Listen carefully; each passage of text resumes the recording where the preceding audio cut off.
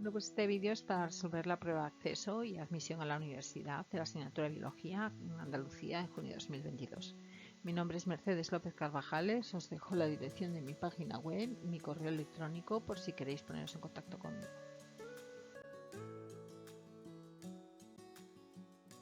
Vamos a ver primero la estructura de la prueba y los bloques de los que consta la prueba.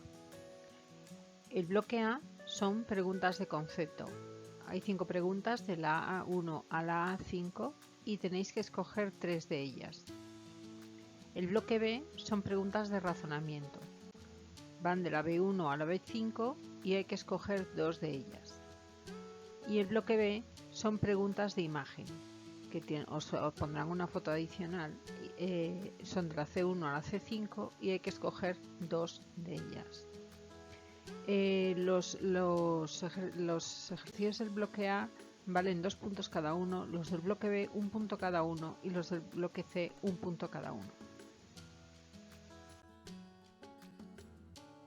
Os he puesto aquí la prueba, primero el bloque A. Aquí están las cuestiones del bloque B.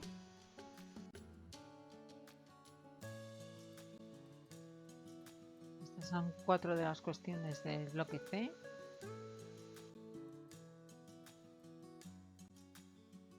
Y la última cuestión del bloque C, la C5. En el bloque A, A1, el primero pide que describa qué es un triacilglicérido y un fosfolípido, que cite una propiedad y que cite una función para cada uno de estos. Un triacilglicérido, también considerados grasas, son un tipo de lípidos saponificables formados por la unión de 3 ácidos grasos por sus grupos carboxílicos con los 3 grupos hidroxilos de una molécula de glicerina-glicerol, formándose 3 enlaces ésteres y liberándose 3 moléculas de agua. Entre sus propiedades se encuentran la capacidad de realizar la saponificación y por lo tanto de formar jabones. También son apolares e insolubles en agua y las podemos clasificar en vegetales o animales.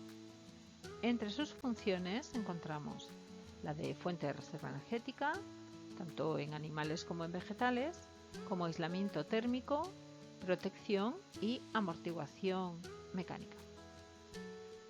Los fosfolípidos. Es un lípido saponificable complejo formado por una molécula de glicerina unida por 2 de sus grupos alcohol a 2 restos de ácidos grasos por un enlace éster y el tercer grupo alcohol a un grupo fosfato, el cual se une por enlace fosfodiéster a un aminoalcohol. Entre sus propiedades destacamos el hecho de que es una molécula anfipática, que significa que posee una zona polar o hidrofílica y una zona apolar o hidrofóbica, lo que le permite tener una función estructural al ser un componente principal de las membranas biológicas. A2 me dice que explique las etapas de la interfase del ciclo celular, que indique el nombre de las fases de la mitosis en orden cronológico, que describa la citocénesis y que describa las diferencias entre la citocénesis de células animales y vegetales. En el apartado A, G1 es la etapa de desarrollo y crecimiento, donde la célula crece en tamaño mediante síntesis de proteínas y orgánulos. S es la etapa de duplicación del ADN, en la que tiene lugar la replicación del ADN y la síntesis de histonas. Como resultado, cada cromosoma está formado por 2 cromátidas hermanas idénticas.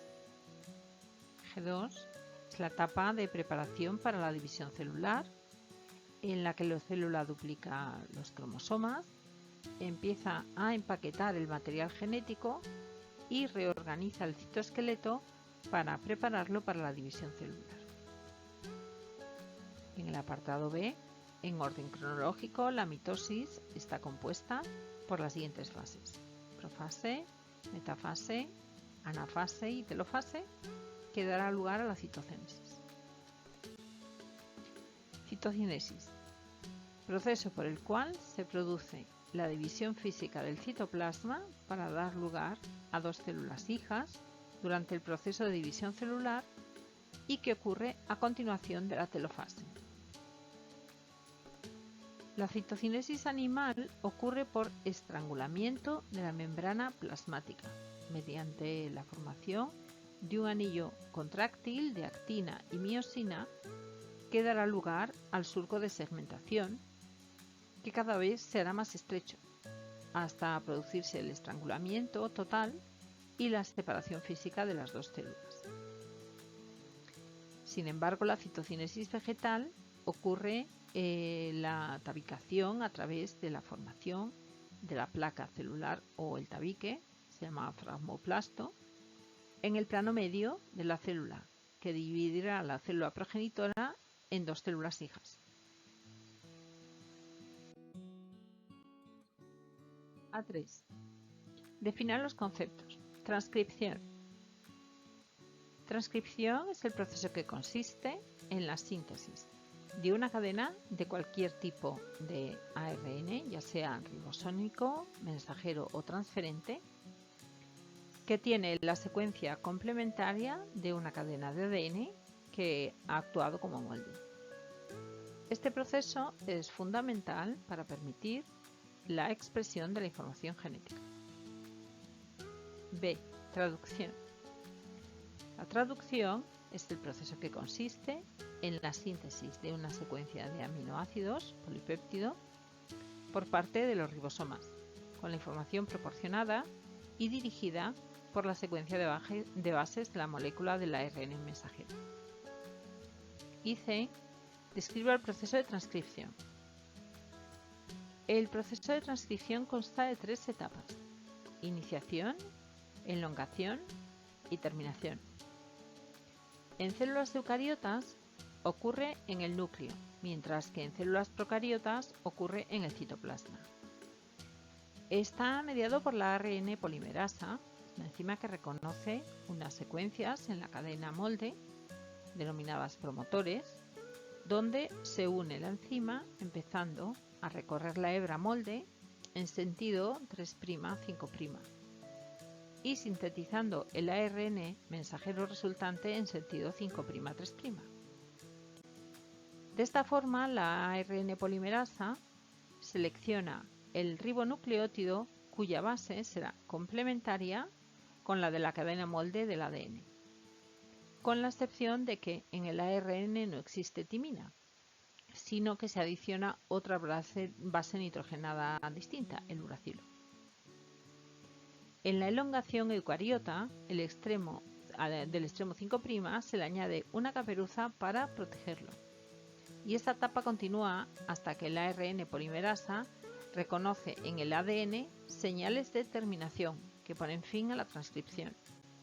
En eucariotas, el extremo 3' también será modificado por poliadenilación. A4. Describa microorganismo. Microorganismo es un ser vivo o sistema biológico de pequeño tamaño, no visible al ojo humano y que precisa del empleo de un microscopio para ser observado. Indica un alimento y un medicamento en cuya producción intervengan bacterias. Alimento: la elaboración de yogur o queso por parte de bacterias que realizan una fermentación láctica, el lactobacillus. Y un medicamento: antibióticos como la streptomicina, producido por bacterias del género Streptomyces.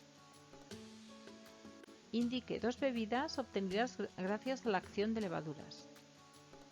Como bebidas podemos destacar el vino y la cerveza, producidas por las levaduras del tipo Saccharomyces.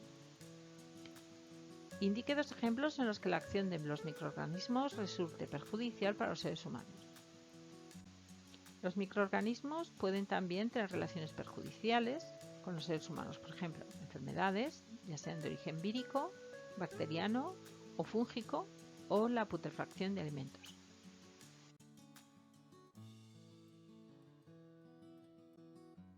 A5. Defina respuesta inmunitaria. Respuesta inmunitaria es el mecanismo de defensa de un organismo ante la presencia de cualquier molécula que no es reconocida como propia, antígeno, con el fin de aislarlo y destruirlo. Hipersensibilidad o alergia. La hipersensibilidad es una respuesta inadecuada, exagerada o desproporcionada del sistema inmunitario ante la presencia de antígenos, son alérgenos, de forma que puede provocar alteraciones en el organismo. Autoinmunidad es una respuesta dirigida hacia moléculas, células o tejidos propios del organismo debido a un defecto de la autotolerancia inmune, es decir, la capacidad del organismo de diferenciar lo extraño de lo propio. Inmunodeficiencia. La inmunodeficiencia consiste en la incapacidad del sistema inmunológico para defender al organismo frente a la infección de un agente extraño. Pasamos al bloque B. Explique razonadamente. A. Cuando una reacción enzimática se le adiciona un compuesto análogo al sustrato, ¿qué efecto se producirá? Que un compuesto sea análogo al sustrato significa que tiene una estructura o conformación similar a la del sustrato, por lo que va a actuar como un inhibidor competitivo. En este caso, el análogo competirá por el centro activo con el sustrato y podría inhibir la reacción enzimática si estuviera en una alta concentración. Esta unión es reversible y podríamos revertirla añadiendo más sustrato. ¿Se podría conseguir el mismo efecto añadiendo a la misma enzima una molécula no análoga al sustrato? Si el compuesto añadido no fuera análogo al sustrato, pero fuese otra molécula que actuase con un inhibidor, se trataría de una inhibición no competitiva.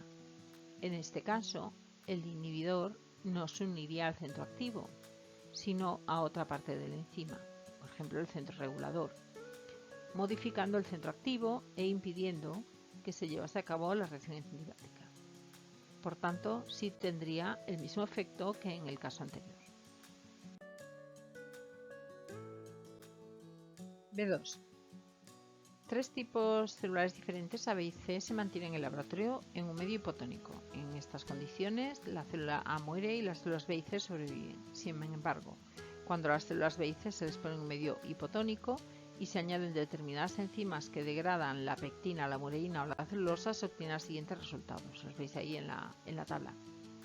Indique de forma razonada para cada una de las células cuál es su organización celular, a qué pertenecen, por qué se produce la muerte celular y cómo estarían involucradas las enzimas de degradación en el caso de las células B y C en dicha muerte celular. La célula A es una célula eucariótica animal, puesto que al introducirse en un medio hipotónico ocurre el proceso de ósmosis, el agua entra al interior celular y se produce la lisis de la membrana y la consecuente muerte celular. La célula B es procariota, es una bacteria, dado que se muere en medio hipotónico al tener pared celular que impide su muerte. No se muere en medio hipotónico y además su pared celular es de mureína, ya que al añadir enzimas que degradan la mureína, estas mueren al no disponer de pared que las protege del medio en el que se encuentran.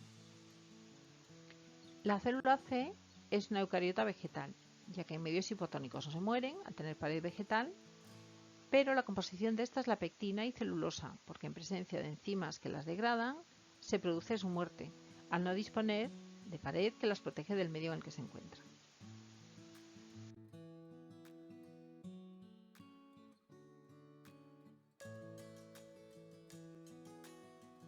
B3. Tras un viaje a África Central, dos amigos tienen que acudir a urgencias por encontrarse enfermos. A uno de ellos le diagnostican cólera provocado por la bacteria Vibrio cholerae, mientras que al otro sujeto se le diagnostica malaria provocada por el protozoo Plasmodium vivax. Explique razonadamente a cuál de ellos se debería administrar tetraciclina, un compuesto que se une al rizoma 70S y evita la unión del ARN transferente. ¿A qué proceso celular afecta la tetraciclina? La tetraciclina, al ser un compuesto que se une al ribosoma 70S, solo será efectivo contra células procariotas bacterias, que poseen ribosomas 70S, ya que inhibirá la síntesis de proteínas y por lo tanto matará a las bacterias. El protozoo, al ser eucariótico, no se vería afectado porque sus ribosomas son 80S y por lo tanto podría seguir sintetizando proteínas y vivirá. También sería válido justificar que afectaría a ambos microorganismos, ya que el protozoo es eucariota y posee mitocondrias con ribosomas 70S, y si estas no pueden sintetizar proteínas, el microorganismo no podría obtener energía y moriría. El proceso que afecta a la tetraciclina es la traducción, la síntesis de proteínas, necesario para el funcionamiento de la maquinaria celular.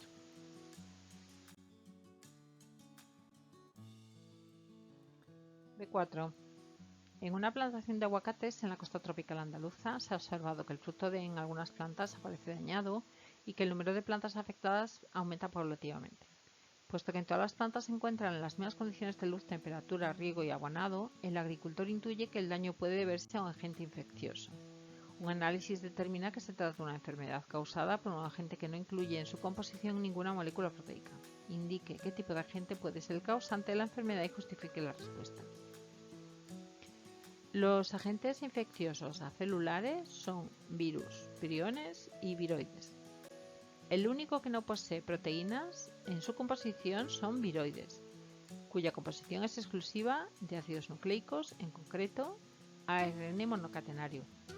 Además, los viroides afectan únicamente a células vegetales y estamos ante el caso de una plantación de aguacates, por lo que un viroide sería el agente infeccioso causante de la enfermedad.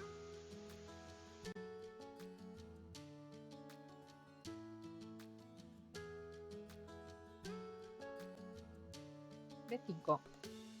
Distintos estudios epidemiológicos demuestran que existe más incidencia de cáncer en pacientes afectados por el virus del SIDA que en el resto de la población, especialmente si la enfermedad vírica no está controlada mediante un tratamiento adecuado. Teniendo en cuenta que el origen del cáncer obedece a multitud de factores genéticos, ambientales o infecciosos, pero no a la propia actuación directa del virus del SIDA, ¿cómo se explicaría esta mayor incidencia de cáncer en estos enfermos? Justifica la respuesta. El SIDA es una enfermedad inmunodeficiente, es decir, el sistema inmunitario no funciona correctamente y no es capaz de responder de forma adecuada. En concreto, los linfocitos T no actúan de forma eficiente, ya que son la diana de la entrada del virus.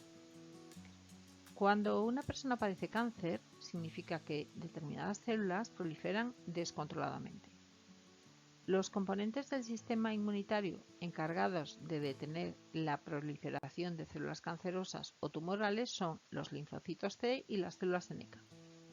Si la persona posee un sistema inmunitario deficiente, estos mecanismos específicos no se pondrán en marcha y las células cancerosas seguirán proliferando, siendo más propensos a tener cáncer.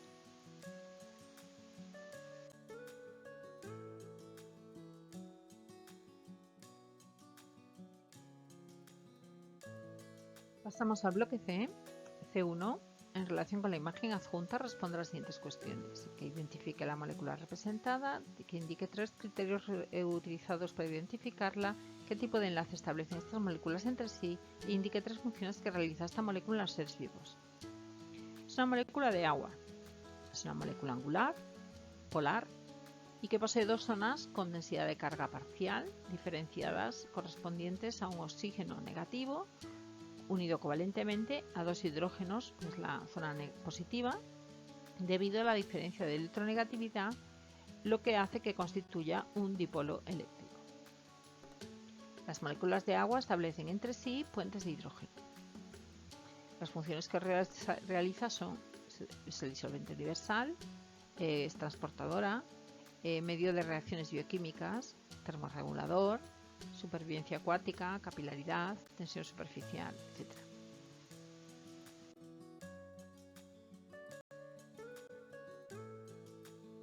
Seguimos Seguimos en el bloque C con el C2. La figura adjunta representa las concentraciones de glucosa, etanol y oxígeno presentes en un medio celular a lo largo de un periodo de tiempo. En relación con la imagen, contesta las siguientes cuestiones. ¿Cómo se denominan los procesos metabólicos que se están produciendo en los periodos T1 y T2? El T1 corresponde a la respiración celular, porque hay un consumo tanto de oxígeno como de glucosa, y el T2 corresponde a la fermentación alcohólica, porque es en condiciones anaerobias y se produce etanol. ¿En qué compartimentos celulares se realizan estos procesos?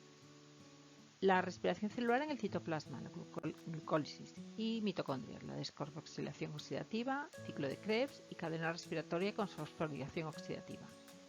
La fermentación alcohólica en el citoplasma. Indique en qué proceso se obtiene más energía. El proceso que obtiene más energía es la respiración celular, porque degrada completamente cada molécula de glucosa. ¿Son estos procesos anabólicos o catabólicos? Ambos procesos son catabólicos porque utilizan la glucosa y la degradación hasta compuestos más sencillos.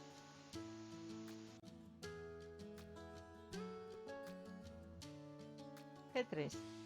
En relación a la figura adjunta, responde a las siguientes cuestiones con el contenido de la teoría de la evolución. ¿Qué representa la figura en su conjunto? Identifique qué representan las imágenes A, B, C, D y E. La figura en su conjunto representa las distintas pruebas evolutivas que existen para probar la existencia del proceso evolutivo en la naturaleza.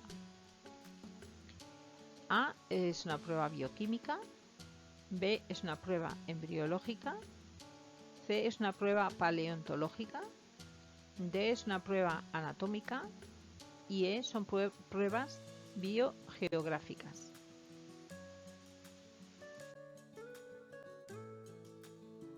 C4. En relación a la figura adjunta, contesta las siguientes preguntas. ¿Qué tipos de microorganismos representa la imagen? ¿Qué nombre los componentes señalados de la letra A a la F? Y que nombre los dos ciclos de vida que pueden presentar. Se trata de un virus, en concreto es un bacteriófago. La A es la cápside, el B material genético vírico, C la vaina contráctil, D las fibras de la cola, la E la cabeza y la F la placa basal. Un bacteriófago puede presentar un ciclo lítico que no integra el material y destruye la célula al salir, o un ciclo lisogénico en el que integra el material genético y no mata a la célula.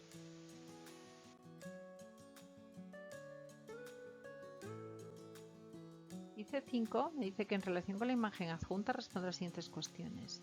¿Qué tipo de tratamiento inmunológico está recibiendo cada uno de los cerdos A y B? ¿Qué tipo de respuesta a actividad inmunológica específica se producirá en cada uno de los animales? ¿Y qué tipo de tratamiento inmunológico es el más adecuado para un cerdo que ya está enfermo? Bueno, el cerdo A está recibiendo una vacunación, mientras que el cerdo B está recibiendo sueroterapia. En el cerdo A se ha originado una inmunidad adquirida artificial activa y por lo tanto se han activado tanto la respuesta humoral como la celular, mientras que en el cerdo B, al ser una inmunidad adquirida artificial pasiva, únicamente se está activando la respuesta humoral al mediar los anticuerpos contra el antígeno. Para un cerdo que ya está enfermo, que posea el agente infeccioso, la única opción de tratamiento sería la sueroterapia, puesto que al introducir anticuerpos, estos actuarán directamente contra el antígeno, aislándolo, para que sea más fácilmente identificable por las células del sistema inmunitario.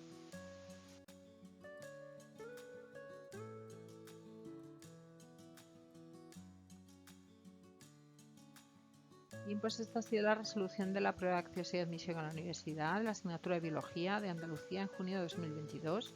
Mi nombre es Mercedes López Carvajales, os dejo la dirección de mi página web y mi correo electrónico por si queréis poneros en contacto conmigo.